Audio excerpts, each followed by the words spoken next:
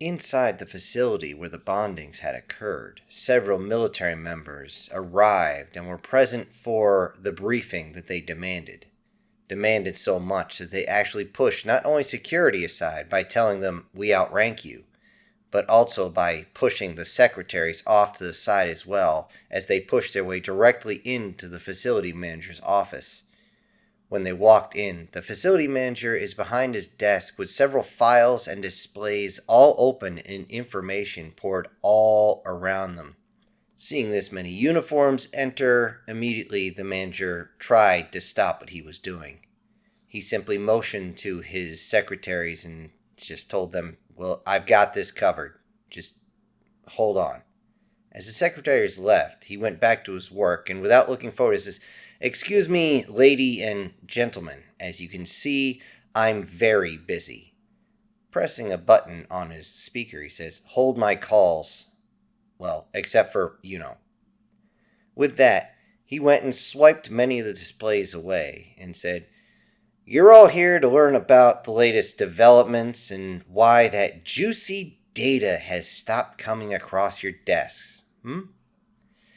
Well, before you begin acting so high and mighty, demanding this and that and the other thing, understand that this facility is not under your command. I'm going to be briefing you as an act of courtesy. If you want to act tough, as though you're master and commander inside the facility, well, there's the door. Feel free to let it hit you in the face and kick you in the ass on the way out. If not, sit down and shut up, all of you."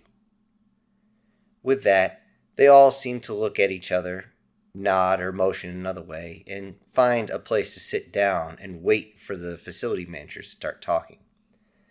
The manager himself shuffles through even more files and finally is able to close a few and sit down.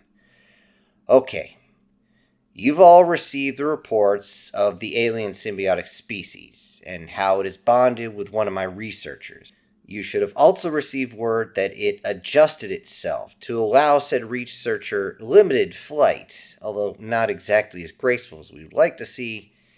I know for your military types this is big news, but I can assure you that the speed and distance that they cover is very limited, especially in comparison to the current jump packs and flight packs that you all use.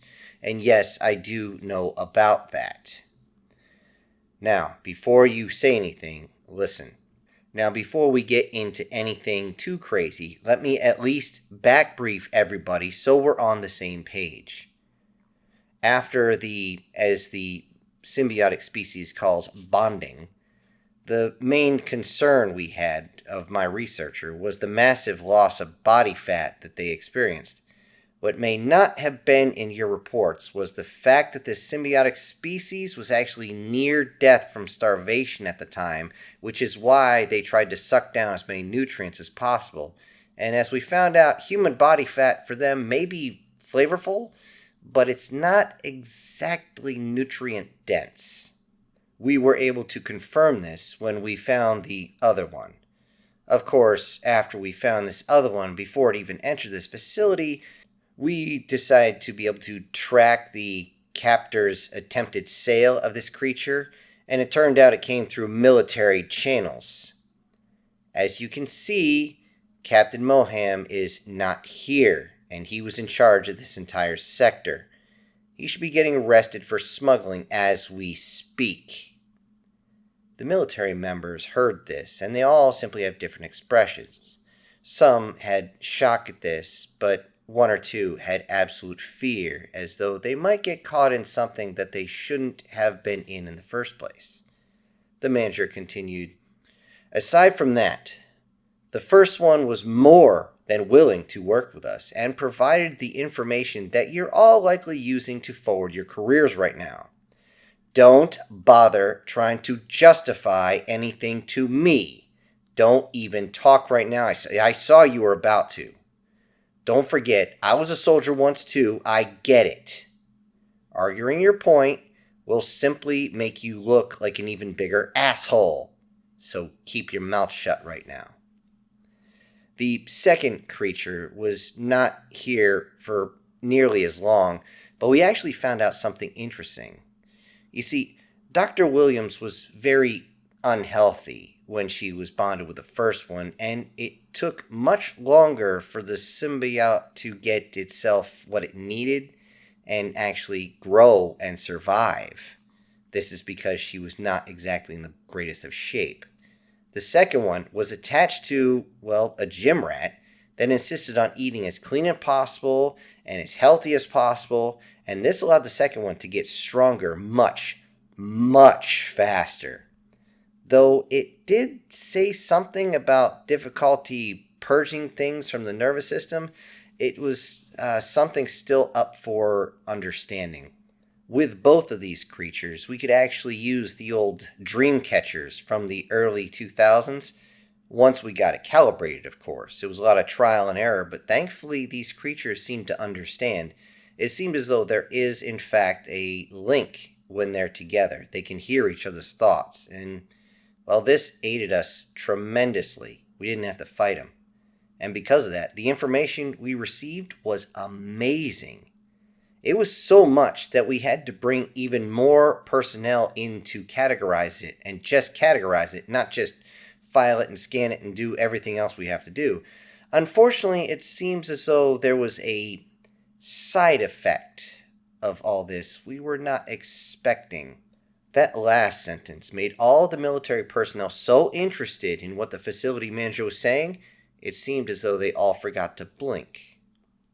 Taking a few breaths before continuing, the manager said, as these symbiotes fixed their hosts, or mounts as they would like to say, they made both of these hosts feel wonderful as toxins were purged from the body. Yet that was inside the body. Externally, there were actual noticeable differences. With this, the facility manager paused and then pulled up some before and after pictures and videos and just simply let them go into the loop behind him as he spoke. As you can see, Dr. Williams had the most changes. Not only did she go from 31% body fat to 4% body fat, but her muscle density has also increased dramatically over time. The look on her face as she realized she could actually see her abdominal muscles was, well, we can say priceless around here. Although with that, she grew in height as well, which surprised us all. She went from 163 centimeters to 180 centimeters tall. There was not only that, but all her blemishes, to include the freckles on her face, either disintegrated somehow, or, as she said, they fell off. And speaking of which, aside from the hair on her head, eyebrows, and eyelids, we've checked multiple times, and there's nothing left. It's gone. And when we asked Dr. Williams, she put it as, and I quote, I woke up one day and it looked like Chewie had slept in her bed. Although a few of us had not understood the reference for a long time, it's still funny. Now, after checking again, we have actually linked this with an increase in the hormone levels, in particular, estrogen. She is absolutely swimming in it, which may lead to the reason we had another issue with her and the other host. With this, the military members were a bit more concerned, as the manager simply changed the video behind him to show the security guard. This man, this former security guard, decided to use his own body to assist us. And yes, we have paid him for his assistance in this, or else we would have lost the creature for sure. However, it should be noted that he also had similar side effects, as he's also now around 4% body fat. He didn't have all that much to start with, but it's just insane that this is where both creatures seem to halt. Along with this, his muscles refuse to degrade over time. We learned this simply by accident. In fact, it seemed as though not only did he keep his strength, but he increased his flexibility at an incredible rate. In fact, beforehand, he could not touch his toes, but now he can do a full split and not even wince. Again, we found this by accident because the placement of the symbiote simply limits him and does not allow him to do some of the exercises. You see, the symbiote is directly on the spine, which means doing things as a simple bench press is not possible without squishing his little buddy here. Yet he still insisted on doing exercises and found out rather quickly that, in fact, his muscle tone wasn't going down. In fact, it just seemed to continuously get better. What also surprised us as he gained height as well, as he went from 184 centimeters all the way to 205, and that seems to be where he stabilized. It is also of note that his blemishes and body hair have also removed themselves to include his facial hair. He doesn't need to shave. Although personally, I'm pretty sure that someone who focuses on their body so much probably didn't have much to leave in the bed. I'm pretty sure he took care of most of it. However, it is also a note that he is not swimming in estrogen at all, but instead it's testosterone. Again, the hormone levels are just through the roof. However, due to this both swimming and hormones, we found out that they're both basically constantly in heat. And this is a major issue for the symbiotes. With this, he paused to make sure that the military members are still focusing, some taking notes, but it seems as though they quickly look up at him, waiting for the next part. The facility manager was a little shy to talk about this next part, so he had to compose himself. Okay, you see, to the symbiotes, it's that intimate action is only to do for reproduction. I mean, exclusively. There is no pleasurable sensation. Just something they do out of instinct. They do this just to keep going. It's just something every so often it happens. There's no actual cycle that we can tell. It just happens. They even birth their young in their sleep. There's no actual holding on to their young. We've interviewed them, and it turns out once they're born, the young are on their own. Hell, it can be said that they wouldn't even know they had offspring if other members of their species had not mentioned it to them later, watching them fly or slither out or fall out of whatever nest they might be in. I only say this because, as it turns out, the symbiotes would actually detach from their host during a mating season, and we believed, and so did they, that it was more to protect themselves. Because, let's face it, when that sort of act is going on, their little squishy bodies would be absolutely crushed if they stayed where they are. Also, they could not halt such a primal urge, at least not without a whole lot of force. And because of this, when the two hosts were in close proximity to each other for their standard checkup, well, their primal urges took over completely. The facility manager stopped what he was saying there to make sure everybody could stay professional, as several kind of gave each other a side eye, like, really? It's that bad? Huh, that's interesting. But they ended up focusing again, as the facility manager started to speak again. He started with, "We have actually debriefed the two hosts, after they put their briefs on, of course, and it seems as though the symbiotes were actually able to stay attached regardless of the difficulty. And it's difficult because of the, dopamine and all other hormones going through. According to both of them, the symbiotes received through their bodies all the physical stimulation, all the desire, all the spikes of dopamine, adrenaline, and everything else. Now, one has to remember that their way of reproduction is very different than ours. And you're talking a major difference, a very, very vast difference. And we had no idea what was going to happen. Reason being is, simply put, it's too much. It's basically like giving pure narcotics to someone who has never even seen, heard of, sniffed, or been in anywhere of the sector of any type of narcotics. It's going to hit really, really strong. Which is why, upon completion of the host's actions, they both lost consciousness, as both of their hormone levels had pushed them well beyond their physical limits. And when they awoke, the symbiotes had detached and something had happened. Something had happened and they had cocooned themselves on opposite sides of the room. And it was strange. At this point, the facilities manager pressed on a few more buttons, and an image on the screen showed two very large and two very slimy cocoons inside that room. He let them all gawk at what they were seeing for the time being, as they had no idea what the hell was going on. This was, in fact, territory nobody had been in before. After a few seconds, though, the manager said, "Now, I will be leading you to them. Just remember, don't touch it. It's an ongoing experiment. Don't touch it. I prefer that none of you get within arm's reach. Our research teams are already on site, along with the two hosts. Now, before any of you ask why the hosts are there, I'm just going to let you know they refuse to leave. And yes, we did try to remove them, at first by asking, then by coercing, and then we did attempt by force.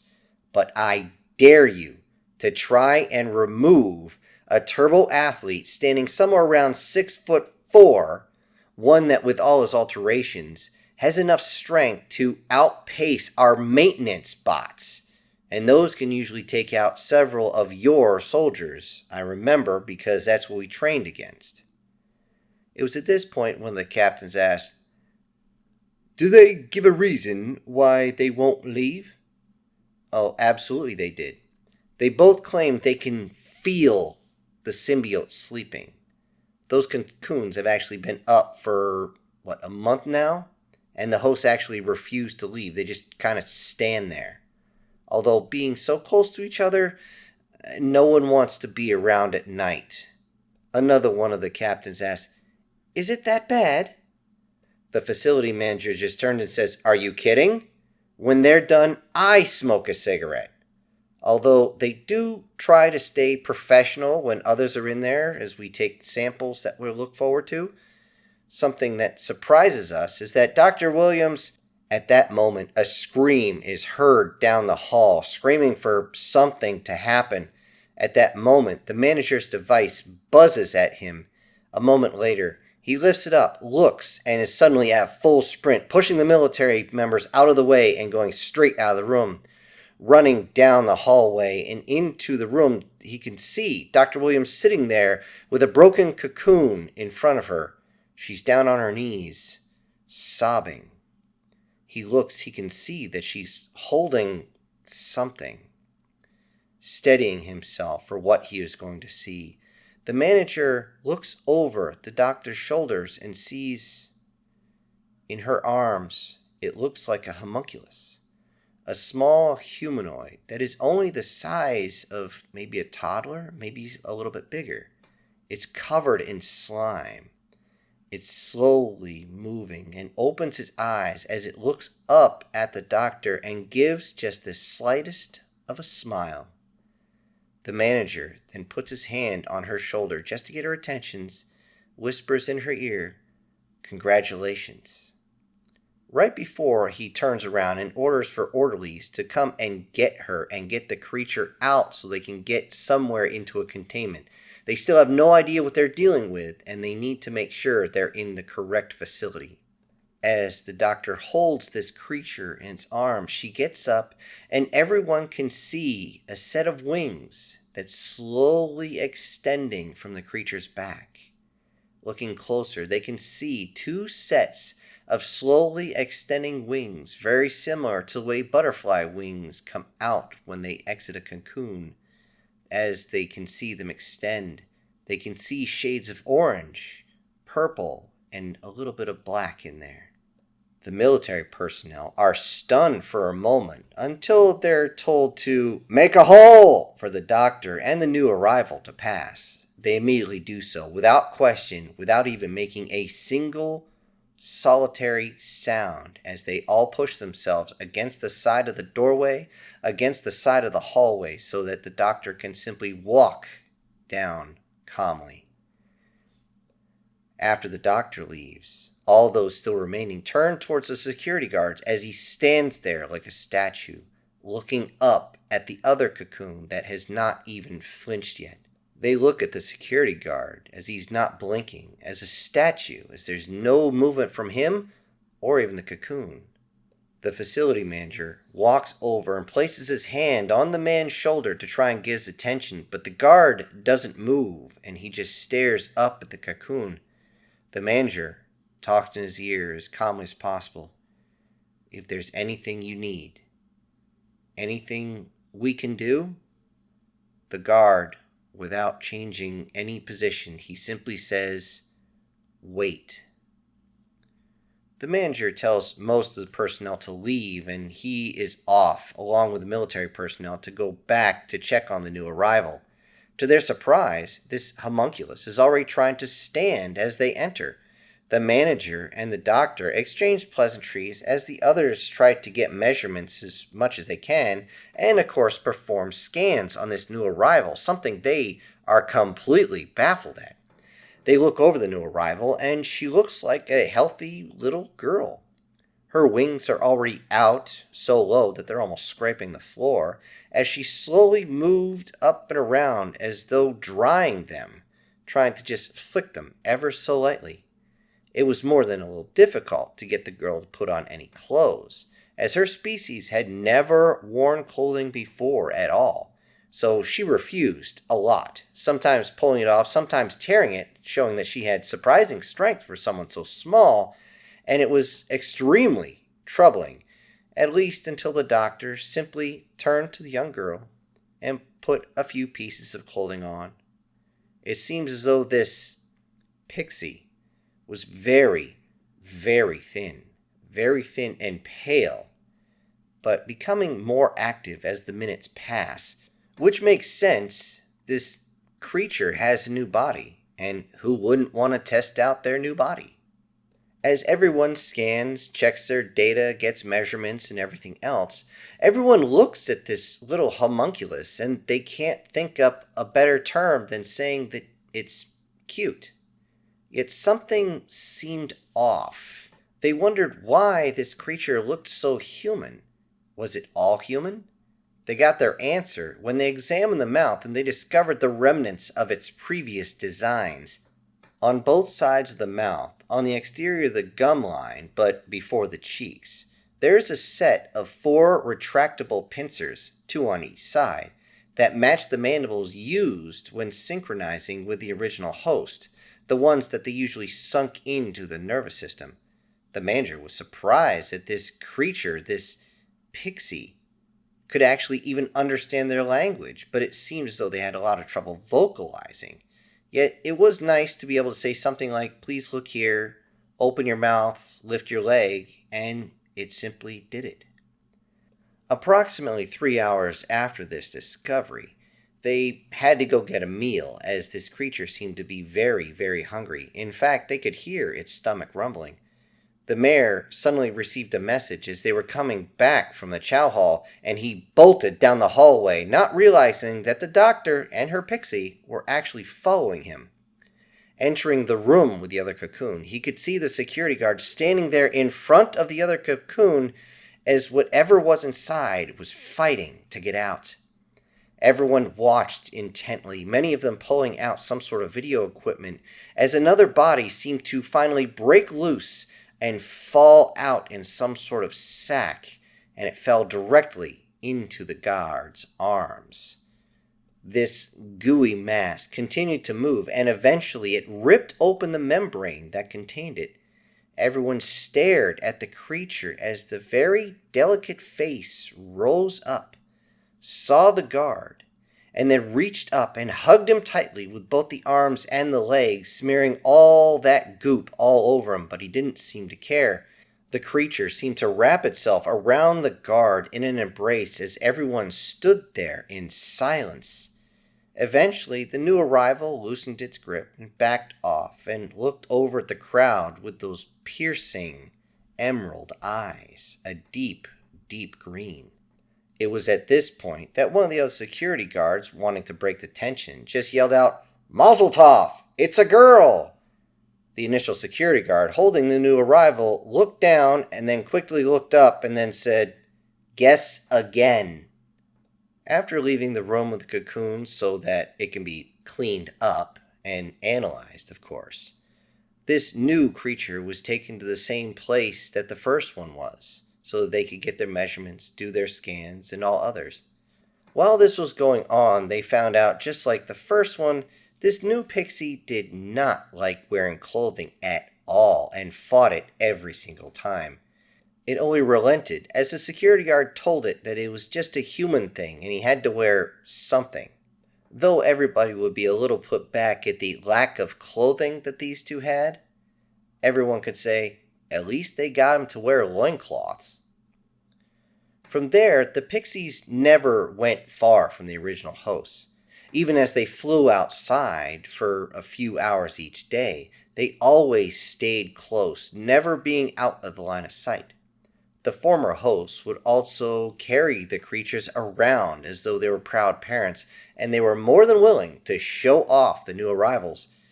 Still not able to vocalize easy, which was most likely due to them not having a tongue, the new arrivals made do. And then eventually the four were asked to occupy the research team to the observation room. Once there, the hosts were informed that an exploration team might have just found the pixies' homeworld, and they had found something else that needs to be identified, something they weren't sure what it was. Of course, the pixies were glad to do it. They could now type, they knew how to read the language, they could do something besides vocalize, and yet the hosts seemed to always know what they were saying, even though the antennae that were originally used were no longer existent. They all stood on the observation deck looking through the glass as they looked down into the chamber. All four observed as a large metal crate was placed next to the containment area and locked into place. The humans knew this. This is what happens when you're dealing with something that you know is dangerous or you don't know if it's safe.